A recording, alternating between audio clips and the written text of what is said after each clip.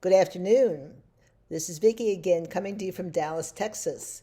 And I'm happy to report that we made it through December one more time. It's always a challenge for me to get it all done, but we got it all done somehow. We got the food on the table for Christmas dinner, which was very good. We got all the presents bought and wrapped and opened. The kids were excited and happy, and the day was great. And as soon as they left the house on Christmas Day, away went the decorations. Everything got packed up and ready for next year. But next year, I keep saying I'm going to move away. I'm not doing this anymore. It's too much work. I think next year, my husband and I will go to an island in the Caribbean alone and stay there over Christmas and do absolutely nothing. Maybe go out to dinner for Christmas. So that would be nice. I always say that, but then Christmas comes around and then I feel guilty. And I stay here and I make dinner for everybody and wear myself out. But I'm getting too old for that, I think. But I'll worry about that next year. So we had a nice day. We really did. We got through it. The year started off okay, nothing terrible happening. I've been sick. That's why I haven't been making any videos. I not COVID sick. I just had a cold. As you can probably hear in my voice, I still sound nasal with a nasal voice, and I didn't feel good, and I didn't feel like doing any videos, so I didn't. But now I feel fine. I feel great, and ready to get back at it again. Uh, we I did an interesting thing. I submitted my DNA to 23andMe. So the results were very interesting, I thought, although I'm not sure how accurate they are. For one, it says that I'm 8% Italian. Now, I would like to know where that 8% is because I don't have one ancestor that I could ever find in Ancestry.com that was even in Italy. So I have no idea where that came from. So I'm just really questioning the authenticity of this because I have no clue who was Italian. And there's some other things that are funny. For the first, say, 30 years of my life, I had bright red hair. It also says in this report on markers that I am very unlikely to ever have red hair. Well, I had red hair. And there are other things, too, in the report that I would question. But it was interesting reading a list of many, many relatives that I never heard of.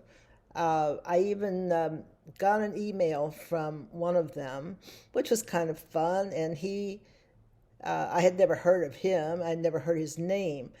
And he was looking for information on his family, and he and I came up on the list of having a lot of DNA in common. But as I went again through Ancestry.com, I couldn't find any record of anyone with his last name. And it was, I would have liked to help him out and give him some more information about his family, but I didn't have any. But he sounded like a really nice man. He was smart. A lawyer, a Harvard grad, living in Washington, D.C.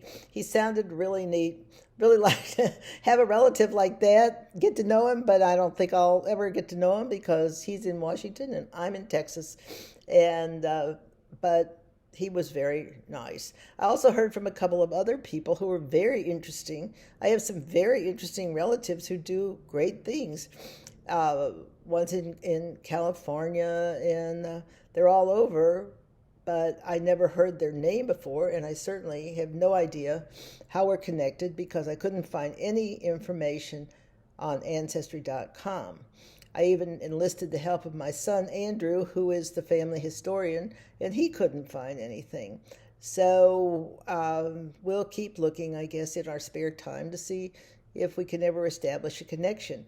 But I think it's kind of interesting how Ancestry sends you the names of these relatives or these people who share your DNA. And you've got to wonder, how in the world are we linked?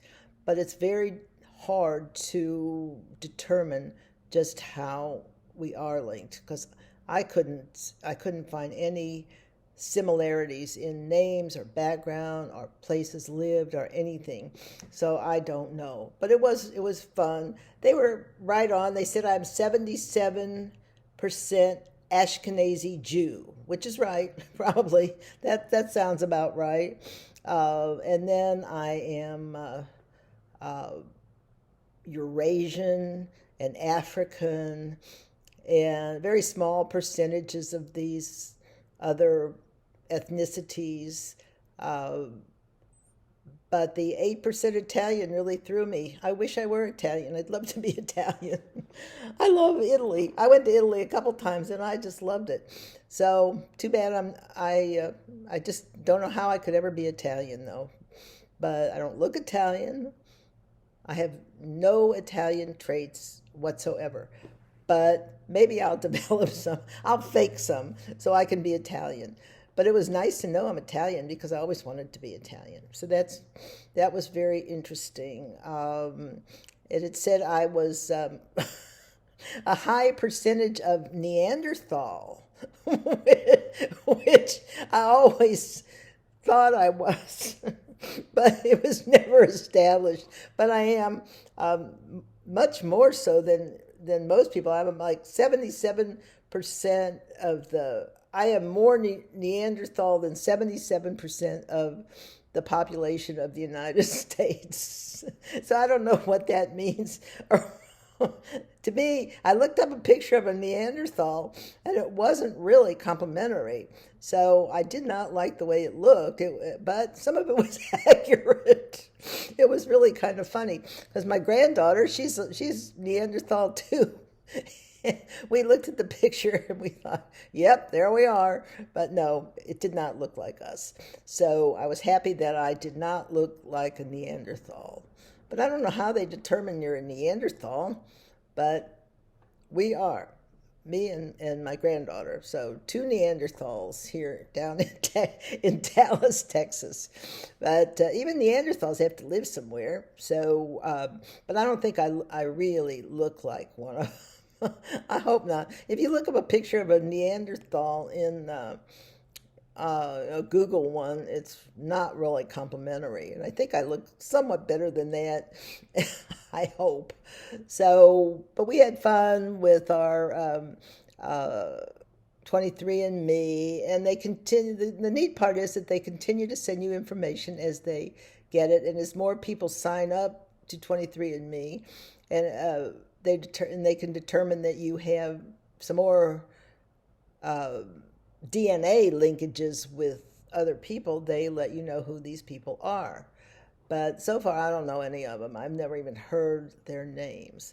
But they sound like interesting. Some of them sound very interesting, and I'm sure they are. So I will trudge on with my ancestry search.